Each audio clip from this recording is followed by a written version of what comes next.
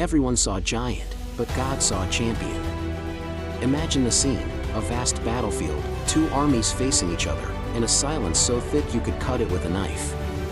On one side, the entire army of Israel, paralyzed by fear. Soldiers, once brave and proud, were now backing away, their eyes wide with terror. And who were they afraid of? One man, a giant named Goliath. For 40 days, he had taunted them, his voice booming across the valley, mocking their God and their courage. He was a mountain of a man, clad in bronze armor that gleamed menacingly under the sun.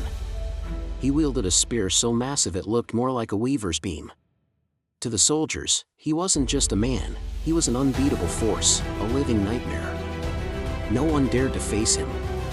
No one, that is, until a young shepherd boy arrived on the scene. His name was David. He wasn't a soldier. He didn't have armor or a sword. He came to the battlefield simply to bring food for his brothers. But when he heard Goliath's defiant roars and saw the fear in the eyes of his people, something stirred within him. It wasn't pride or youthful recklessness. It was faith. A deep, unwavering faith in the God he served. While everyone else saw an unstoppable giant, David saw an opportunity for God to show his power. The king and the soldiers scoffed. "You're just a boy," they said. "He's been a warrior since his youth." But David's confidence wasn't in himself. He remembered the lion and the bear he had faced to protect his father's sheep. It wasn't his own strength that saved him then, and it wouldn't be his strength that saved him now. It was God's.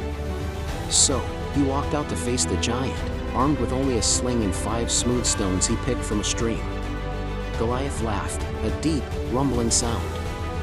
"Am I a dog," he roared, "that you come at me with sticks?" David's reply echoed with a power far greater than Goliath's size.